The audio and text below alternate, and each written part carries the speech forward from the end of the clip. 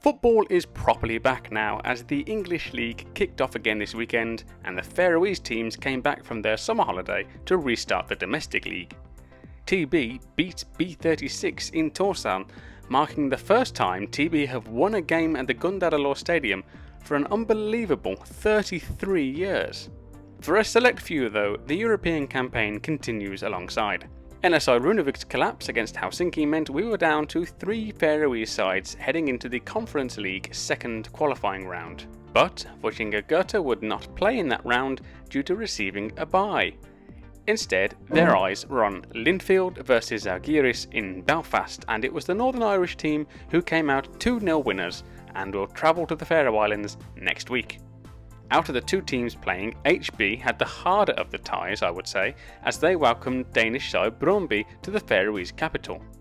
Brøndby are early leaders in the embryonic Danish Superliga, having finished third last season and will have been full of confidence going into the game, but the more happy fans at the end of the first leg were HB, with the game ending 1-1. A last-minute equaliser from Jakob Thomsen put HB on equal footing in front of their home fans going into the second leg.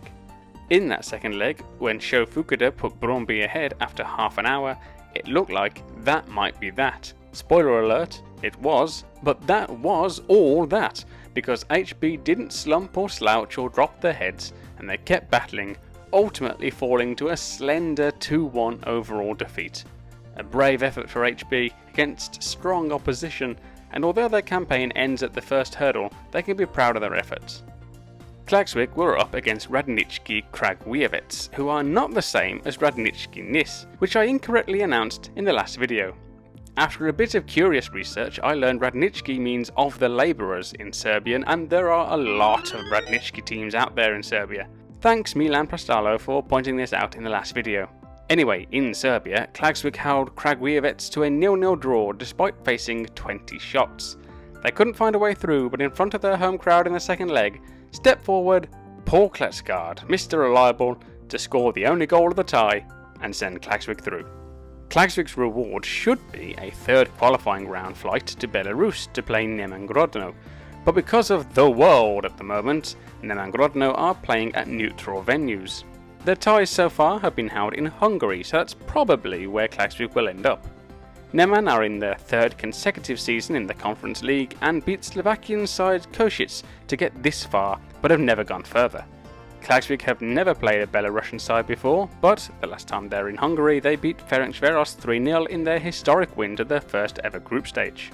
In fact, Faroese versus Belarusian ties are not very common. This will only be the 4th time it's happened.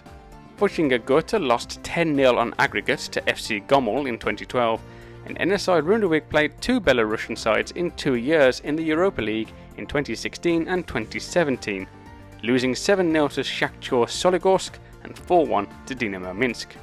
Klaksvík will be looking to be the first Faroese team to get one over their Belarusian opponents.